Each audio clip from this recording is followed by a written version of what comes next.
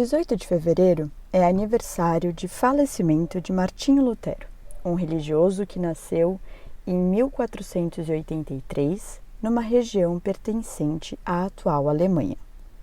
Apesar de estar distante de nós, no tempo e no espaço, Lutero liderou uma luta que tem muitos reflexos para brasileiros da atualidade. Filho de um dirigente de mina de cobre, Lutero foi criado para mudar do campo para a cidade, ingressar no serviço público e melhorar a condição social de sua família. Logo, entrou na universidade, mas um acidente levou-o a tornar-se monge, entrando para a ordem católica dos agostinianos. Inconformado com algumas práticas de religiosos de seu tempo, Lutero iniciou um movimento protestante contrário à Igreja Católica, que há séculos prevalecia em grande parte do território europeu. Um dos primeiros motivos que levou Lutero a se revoltar foi a cobrança de indulgências, feitas pelo dominicano João Tetzel. As indulgências eram taxas que os fiéis pagavam em troca de perdão divino por seus pecados.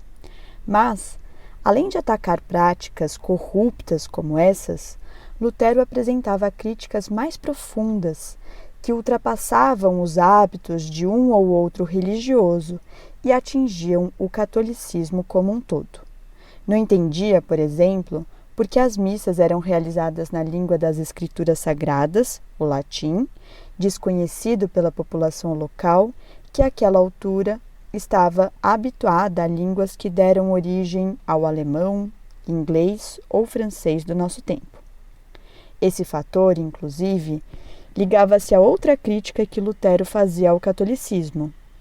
Porque sempre era preciso haver um intermediário, como o Papa, o Padre, o Bispo ou o Cardeal, entre os mandamentos divinos e os fiéis? Por que não era possível que cada um tivesse um contato direto com os textos e ensinamentos divinos? Esses e outros questionamentos foram escritos por Lutero e pendurados na porta de uma das igrejas da região.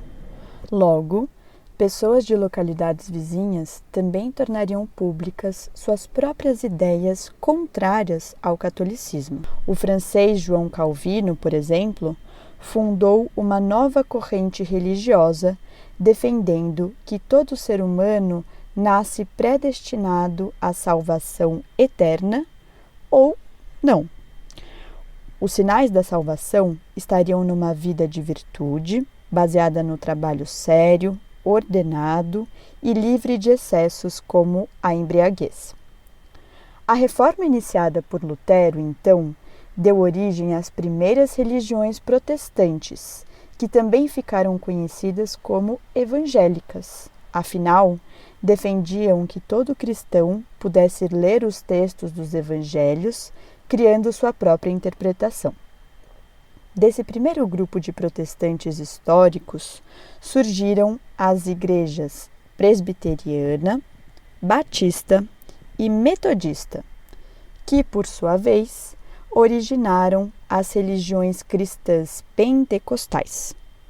Estas reverenciam o Espírito Santo e dão ao apóstolo o poder da cura. Historicamente, o Brasil foi marcado por forte influência católica, chegando a ter, na década de 80, aproximadamente 88% da população que se autodeclarava católica. Hoje, a situação é um pouco diferente. Essa porcentagem caiu para cerca de 60%, sendo que por volta de 30% dos brasileiros se reconhecem como evangélicos. Apesar da luta de Lutero ter dado origem a movimentos e religiões muito diferentes entre si, sua trajetória inspirou uma diversidade igualmente numerosa de histórias, como foi o caso do pastor americano que adotou o nome de Martin Luther King em homenagem ao monge alemão e que também foi tema de um dos episódios do Hoje na Luta. No Brasil da atualidade, o legado de Lutero foi alvo de politicagem de candidatos que viram na população evangélica um interessante público eleitoral. Candidatos que tentaram usar a fé do povo contra o próprio povo. Mas o passado de luta de Lutero ultrapassa em muito esse uso mal intencionado de sua figura. No momento em que viveu, Lutero foi uma voz que se levantou e teve a coragem de enfrentar a instituição mais poderosa de seu tempo, bem como a camada social dominante de sua sociedade. Esses são alguns dos motivos pelos quais sua história de vida e de protesto merece ser lembrada. MTST, a luta é para valer.